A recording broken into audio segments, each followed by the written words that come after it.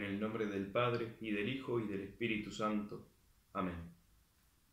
¿Qué tal? Un saludo para todos.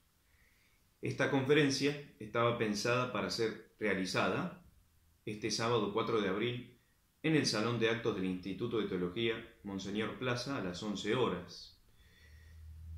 Ya sabrán, ¿no? Coronavirus, cuarentena, hay que hacer el video de forma casera y atentos. Iba a contar la conferencia con la presencia del profesor Claudio Mayeregger, quien es el presidente de la Fundación Santa Ana.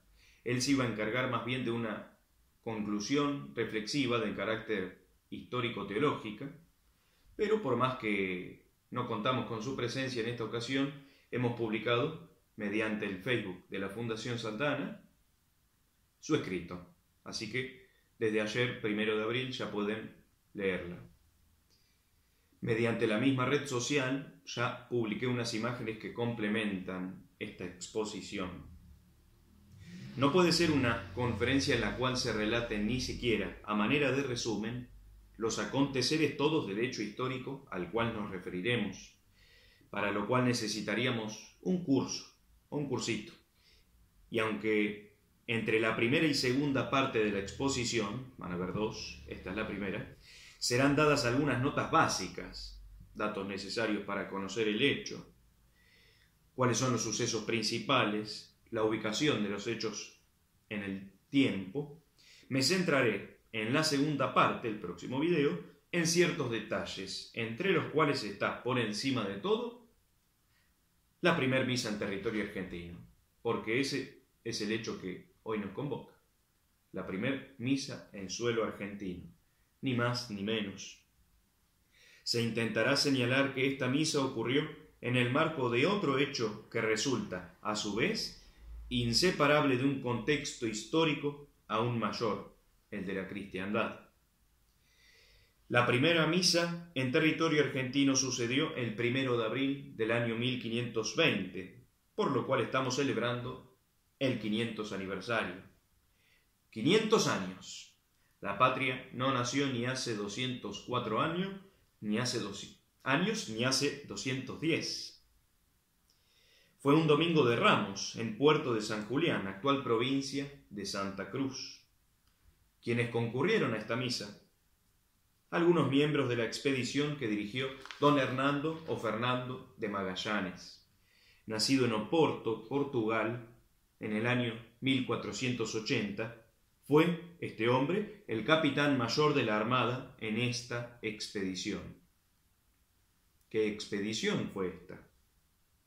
La que se dirigió a la especiería o islas de las especias, llamadas también las Molucas o el Maluco, región que nosotros conocemos con el nombre de el Sudeste Asiático. En realidad, ellos llamaban el Maluco a 5 islitas que encontraron en la última etapa de su estadía en esta región, luego de muchas aventuras y tragedias. De las 5 islas, la más destacada es la isla de Tidore. Hoy en día se llama Molucas a toda esa región de islas, incluyendo, por ejemplo, a Borneo y a Filipinas, que también aparecen en esta historia, si uno se la pone a estudiar.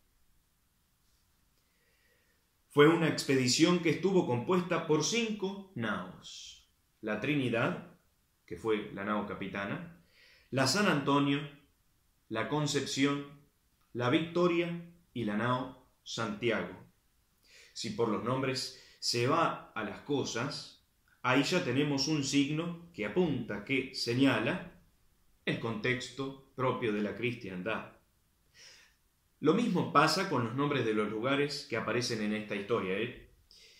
Nombres, no siempre, pero varias veces vinculados a la festividad litúrgica del día en el cual se descubrieron.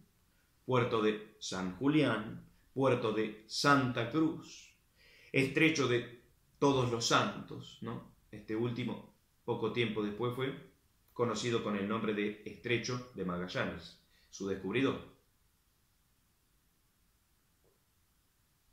Entonces, el hecho en el cual transcurrió esta primer misa en territorio argentino, la expedición de Magallanes, la cual partió de Sevilla en agosto de 1519, durante el iniciante reinado de Carlos I de España, quien tan solo tenía 19 años de edad, el rey.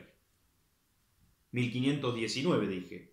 Es por eso que durante el año pasado se han realizado varias actividades conmemorativas de esta expedición, por lo cual pueden buscar en YouTube aprovechando el encierro de la cuarentena. Se trata de la misma expedición que dio el primer viaje alrededor del mundo, como intituló su propia obra el señor Antonio de Pigafetta, originario de Vicenza, uno de los 18 hombres que llegaron a Puerto de Sevilla el 6 de septiembre de 1522, casi 3 años después de la partida, ¿no? La partida fue en agosto de 1519, aquí tenemos septiembre de 1522. Después haré una aclaración sobre eso. Estos hombres volvieron a bordo de la única nao que llegó a salvo, la Victoria, la cual completó esta travesía. Cabe señalar que solo regresaron 18 hombres de los aproximadamente 230-240 que partieron de Sevilla. Aclaremos desde el principio que, si bien se llegó al Maluco, la región que ya señalamos, por camino de jurisdicción castellana, si bien se pasó al Océano Pacífico o Mar del Sur por un paso que resultó ser en forma de estrecho, como decía Magallanes que encontraría, no sucedió lo que éste aseguró al rey Carlos I, a saber, que el Maluco caía enteramente bajo jurisdicción castellana. Sabemos que no, pues varias islas terminaron correspondiendo a la corona de Portugal. Como sabemos, por ejemplo, Filipinas fue parte del Imperio Español. La delimitación de las zonas de influencia se efectuaría recién 10 años después en el Tratado de Zaragoza de 1529. Tardaron en ir y venir 3 años menos 14 días, nos dice Antonio de Herrera y Tordesillas. Erráronse un día en la cuenta, y así comieron carne los viernes y celebraron Pascua el lunes. Esto recién en el Océano Índico, que es la última etapa de la expedición, ¿no? Ya dije que duró 3 años. Anduvieron 10.000 leguas y según su cuenta 14.000, aunque menos andaría quien fuese camino derecho, que como andaban a tiento daban muchas vueltas. El historiador mexicano Carlos Pereira calificó esta epopeya como la mayor de las proezas marítimas, y creo que lleva razón. La misa que hoy conmemoramos debió ser oficiada por el capellán de la nao capitana, el padre Pedro de Valderrama, originario de Écija, a quien también le cupo el honor, seguramente, de dar las primeras misas en territorio chileno y filipino, si seguimos el itinerario de esta expedición. Lamentablemente no hay grabado alguno que represente a este valioso personaje de la historia de nuestra patria. Figuró también como capellán de la nao San Antonio el padre Bernardo de Calmette, de origen francés. 2 capellanes llevó esta expedición. Aparece un tercer personaje, ¿no? En esta historia aparece además un hombre calificado siempre como clérigo. Me refiero a Pedro Sánchez Reina, o Piero Sánchez Reina. El origen de este hombre resulta incierto, al igual que el porqué de su participación en la expedición. Sí es conocido por el contrario cómo dejó de estar en la misma, pues como rebelde alborotador que resultó ser durante el motín que perpetraron contra Magallanes y que incluyó a más de 40 hombres sublevados, el clérigo Sánchez Reina, sufrió junto a Juan de Cartagena, veedor de la Armada, primer capitán de la nao San Antonio y cabeza máxima de los amotinados, la pena del destierro. Ambos quedaron desterrados, abandonados ahí en la Patagonia. Y de ellos no se volvió a saber, ¿no? Esto sucedió en Puerto de San Julián, donde el día anterior había sucedido el hecho que hoy conmemoramos. Nos referimos al contexto próximo, inmediato, posterior a la primera misa en territorio argentino. Se llega a Puerto San Julián el 31 de marzo, sábado, domingo, de Ramos, la primera misa, y al otro día el motín contra Magallanes. Este motín se debió a diversas razones que podremos mencionar en otra ocasión. Hay mucho para hablar ahí. Sí vale la pena mencionar que fueron asesinados como escarmiento 2 cabecillas del motín: Luis de Mendoza, capitán de la nao Victoria, y Gaspar de Quesada, capitán de la nao Concepción. En dicho navío, la Concepción, partiría como maestre el señor Juan Sebastián del Cano, nacido en 1476 y fallecido en 1526. Originario de Guetaria, sería este hombre, en la última etapa de la expedición, el último capitán de la única nao en pie. Ya dijimos, la nao Victoria. Por eso la expedición es conocida con el nombre de Magallanes y Elcano. Hombre corajudo, dio la primera vuelta al mundo, como bien lo señala su blasón, y decidió viajar en la expedición de Loaiza, la segunda que se dirigió a la especería, aunque fallecería en la misma a los 50 años de edad. Como hecho histórico que es este que hoy celebramos, quisiera leer una expresión del cronista de Indias Bartolomé Leonardo de Argensola. El oficio del perfecto cronista es luchar contra el olvido, sacándole de las manos todo lo digno de memoria, haciendo de ello un ejemplar lleno de verdad y de doctrina. Es hermoso, ¿no? Es la tarea del historiador. Argensola, este cronista, se refería a aquel navío que completó esta epopeya como la venerable nao Victoria, de la cual sabemos, según Gonzalo Fernández de Oviedo, en su libro de los infortunios y naufragios, que después de su vuelta hizo la nao Victoria un viaje desde España a esta isla de Santo Domingo y volvió a Sevilla, desde donde volvió a la isla, y al regreso se perdió, sin que se haya sabido de ella. Victoria, ¿no? Se avecina la Semana Santa, Pascua de Resurrección, la victoria sobre la muerte. Y así como se puede perder un navío sin que se vuelva a saber de él, lo mismo puede pasar a los hechos históricos en ese inmenso mar océano que es el olvido. Hechos que, algunos más que otros, merecen ser rescatados. ¿Acaso no lo merece, aunque escuetamente, la primer misa oficiada en suelo argentino? Pienso yo que sí. Podrían estudiarse aparte, pero en relación a esta expedición, la querella entre Portugal y Castilla en su expansión marítima, la historia de los reyes católicos, el Tratado de Alcazobas-Toledo, los descubrimientos y viajes de Cristóbal Colón y otros personajes tan importantes como él y Magallanes, las bulas alejandrinas, el Tratado de Tordesillas. Y en relación a dicho tratado, quisiera leer tan solo el primer parrafito de un documento conocido como Manuscrito de Leiden, compuesto por Fernão de Oliveira y traducido por Tomás Mazón Serrano. Así empieza.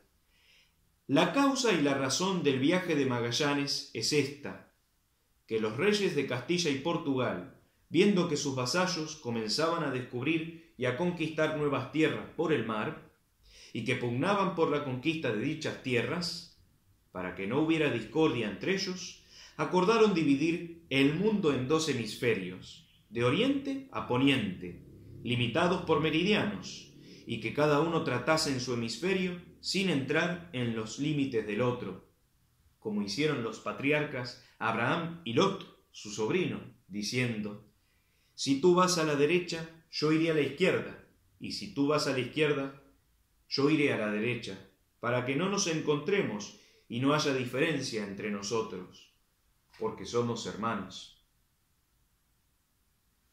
Para Castilla, entonces, la vía del poniente, y allí sus empresas, sobre las cuales nos viene a decir el padre Cayetano Bruno.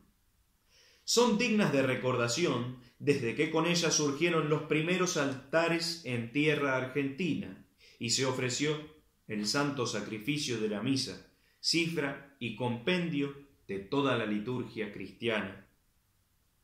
La hostia blanca que, por manos de sacerdotes, se elevó en la inmensidad de nuestras riberas, ante la mirada atónita de los naturales, irradió los primeros destellos de una luz sobrehumana que ya no había más de extinguirse. Sobrehumana. Nadie puede poner en duda, por un lado, que la expedición tuvo entre sus fines un fin comercial. Pero alguien se preguntará, ¿cómo es que algunos dicen, como el historiador Vicente Sierra, que hubo un sentido misional o evangelizador en la conquista de América? Cosa que aquí damos por supuesta. El fin espiritual sobre el fin material. El fin natural subordinado al fin sobrenatural. De esto hay pruebas abundantes si se estudia la empresa de España en Indias. No podemos decir lo mismo, dicho sea de paso, de las empresas holandesas e inglesas, que de evangelizar ni se encargaron. Factorías, nada más para ellos. No estamos hablando del hombre, por otro lado, y el hombre ¿no es un ser corpóreo espiritual? Y si hablamos de un hombre cuyo mundo es la cristiandad, es descartable la vigencia de aquella máxima del Señor: buscad primero el reino de Dios y la justicia suya, y todo lo demás se os dará por añadidura. Aquí hay que mirar las cosas al decir de Chesterton en El hombre eterno, con los ojos de un niño, inocentemente, humanamente, realistamente, no ideológicamente. Les leo unas palabritas de Vicente Sierra para que se entienda esto que estoy diciendo. Al arribar Colón a España después del cuarto y último viaje, durante el cual procuró encontrar en la costa centroamericana un estrecho o canal navegable que lo condujera a Asia, su prestigio ha decaído. Por un lado dudan de sus promesas, en tanto por otro advierten que la principal tarea es ya la organización de lo descubierto. Y en esto debemos agradecer a Carlos I de España, auténtico padre de la patria. Subrayo: para este fin han de proveerse los medios necesarios para desarrollar una vida civilizada. En esta labor ciclópea y paciente, difícil, ¿no?, ardua, Colón actuó con desacierto. Y continúa Sierra: lo descubierto hasta entonces costaba más de lo que rendía. Cuesta. Las promesas de alcanzar tierras de inmensas riquezas, con las cuales Colón conservó el apoyo real, no se cumplían, mientras Portugal, cuyas flotas alcanzaban la especiería asiática, ahí aparece nuestra historia, ¿no?, tenía convertida su capital en uno de los grandes emporios comerciales de Europa. Fernando el Católico, en cuyo nombre Juan Díaz de Solís descubrió el Río de la Plata en 1516, por ejemplo, decía Fernando el Católico que había aceptado la donación papal con encargo de evangelizar a los naturales. Comprende, sin embargo, que no puede renunciar a esa labor, por onerosa que fuera para el erario, pero no deja de advertir, a la par, la necesidad de redoblar el esfuerzo para alcanzar la especiería asiática por la vía del poniente. Y aquí apareció el ofrecimiento de Magallanes ya a Carlos I. Hay fines próximos, sí, pero son temporales y están subordinados a los fines eternales que rigen a los inferiores, los fines eternales. Así obró España su empresa en Indias. Tenía pensado mostrarles un pequeño video, un globo terráqueo virtual realizado por Serrano, traductor de aquel manuscrito de Leiden que ya les cité, a quien agradecemos y felicitamos por estudiar y difundir este hermoso hecho histórico, y quien se basó en el derrotero marítimo escrito por Francisco Albo de origen griego, uno de los 18 hombres que llegaron a puerto de Sevilla a salvo en la nao Victoria. Este videito después lo voy a publicar mediante el Facebook de la Fundación Santa Ana. Con este material pensaba principalmente señalar las etapas de la expedición, pero como no tengo manera de mostrárselos ahora, después lo publicaré, insisto. Por eso únicamente mencionaré las etapas de manera breve y puramente convencional. O sea, esto se puede periodizar de otra manera. Yo elegí así. Periodizaría esta expedición en 4 etapas. Podríamos sumar una más si contamos la preparación, la cual comenzó a principios de 1518 y duró unos 17 meses.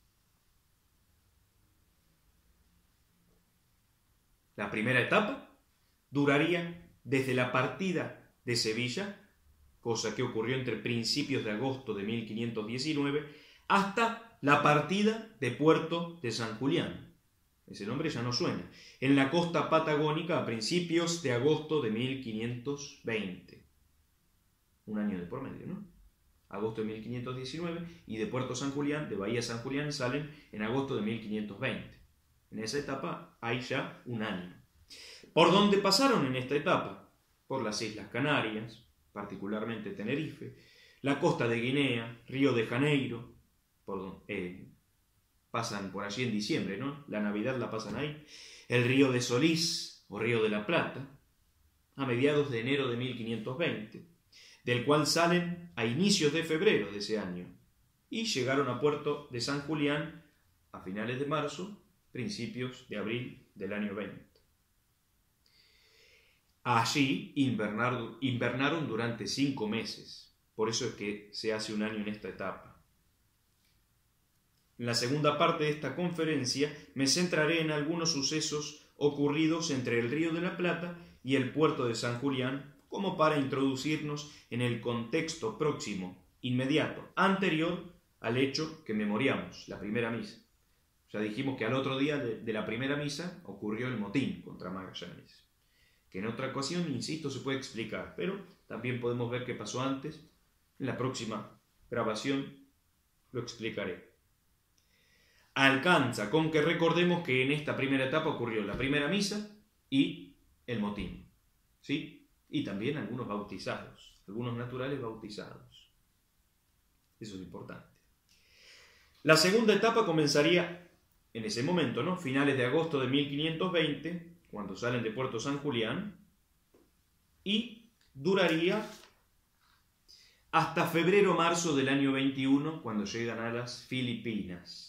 Por lo tanto se trata entre Puerto de San Julián y la llegada a las Filipinas de otros 8 meses aproximadamente. En esta etapa ocurrirían varias cosas. El naufragio de la nao Santiago en el recién descubierto Puerto de Santa Cruz. El descubrimiento del Estrecho de Todos los Santos, luego llamado de Magallanes, como dijimos. El vistazo mientras navegaban el estrecho de unas lejanas hogueras en la isla del sur, la cual terminaron llamando Tierra del Fuego. La deserción de la nao San Antonio mientras se cruzaba el estrecho en noviembre de 1520. Esa deserción tiene que ver con el motín que se había producido meses antes, ¿no? Y que Magallanes apaciguó con la fuerza, ¿no? Y autoridad. El hallazgo del Pacífico o Mar del Sur y la navegación del mismo durante un poco más de 3 meses, si no me equivoco, ya entre diciembre de 1520 y febrero-marzo de 1521. El Mar del Sur, dicho sea de paso, había sido descubierto por Vasco Núñez de Balboa en 1513, o sea, 6 años antes de que partiera la expedición. Una tercera etapa sería aproximadamente de otros 8 meses, después que llegaron a la isla de Cebú, justamente entre fines de marzo y principios de abril de 1521, mes en el cual fallecería Magallanes, etapa que duraría hasta noviembre-diciembre del mismo año 1521, cuando ocurre el paso de la expedición por aquellas islas que ellos llamaban el Maluco. De esta tercera etapa podemos destacar la primera misa en territorio filipino, la conversión del mencionado rey de Cebú, la batalla contra los hombres del rey de Mactán, en la que muere Magallanes, la traición del rey de Cebú, emboscada en la que muere el padre Valderrama, ¿no? Y un montón de problemas, buscando especias en las islas que recorrían, intentando establecer alianzas con los gobernantes, intentando convertir a los naturales también, cruzándose con musulmanes, muchos problemas. Esta es la etapa que más mortandad tiene la expedición, ¿no? Además tuvieron en la misma problemas con algunas naos. Sucede el autoincendio, tienen que prender fuego la nao Concepción, la cual ya no podía ser conducida por falta de hombres, van muriendo.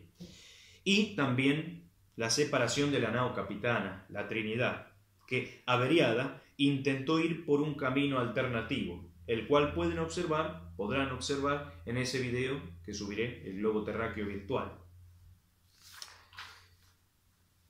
La cuarta y última etapa sería de unos 9 meses aproximadamente, desde la partida de estos hombres del Maluco, en enero del año 22, cruzando el Océano Índico, navegándolo aproximadamente durante 5 meses, pasando por el Cabo de Buena Esperanza en mayo del año 22 y llegando a Sanlúcar de Barrameda el año 6 de septiembre de 1522. En esta etapa es cuando el maestre Juan Sebastián del Cano alcanza la capitanía de la nao Victoria y llega a España como capitán de dicha nao. Insistimos, solo regresaron 18 hombres de 230 a 240. Entonces, esto es tan engorroso, cierto. Recapitulando. Agosto de 1519 parten de Sevilla. Enero de 1520 pasan por el Río de la Plata. 31 de marzo y 1 de abril del año 20, Puerto de San Julián, primera misa. Comienzo de agosto del año 20, salen de Puerto San Julián después de que invernaron y después de que ocurrió el motín. Noviembre del año 20, pasan por el Estrecho de Todos los Santos. Febrero-marzo del año 21, llegan a las Islas Filipinas, habiendo navegado el Océano Pacífico, unos meses. Noviembre-diciembre del año 21, pasan por Tidore y las otras islas llamadas el Maluco. Mayo de 1522, pasan por Cabo de Buena Esperanza, habiendo cruzado el Océano Índico, y en septiembre del año 22 llegaron a Sevilla. ¿Qué autores pueden ser leídos para conocer las peripecias de estos hombres? Antonio de Pigafetta, por ejemplo, 1480-1534, sobreviviente de la expedición y por lo tanto primera fuente. Su obra la volvemos a nombrar Relación sobre el primer viaje alrededor del mundo.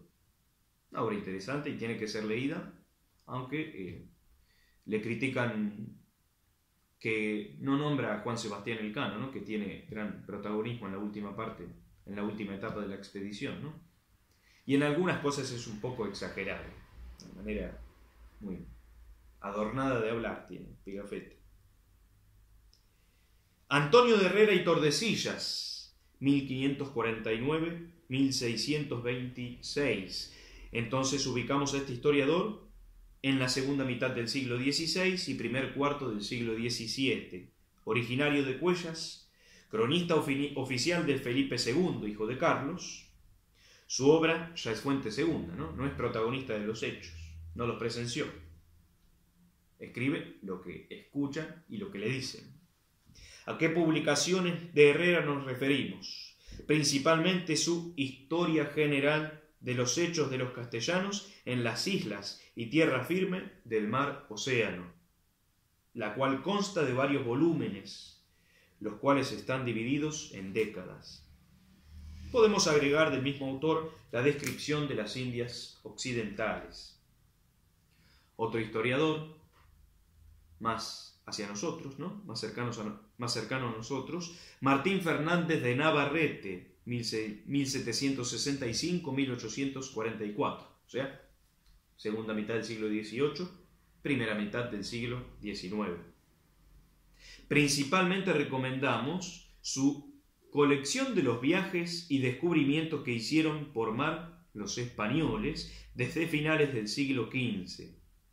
La expedición de Magallanes la encontramos en el tomo cuarto de esta obra, donde está el libro Viaje al Maluco. Es, en mi opinión, el libro más completo sobre el asunto y se encuentra, gracias a Dios, digitalizado, como muchas de estas obras. Además contiene varios documentos inéditos que son fuente de primera mano y de un enorme valor, por ejemplo, para saber qué llevaron estos hombres en la expedición, qué pasó en el motín, ¿no? ¿Por qué sucedió el motín? Los testimonios de estos hombres. Otro historiador, Cesario Fernández Duro, 1830-1908, segunda mitad del siglo XIX, ¿no? Recomendamos su Historia de la Armada Española desde la unión de los reinos de Castilla y Aragón, tomo primero, capítulo 13.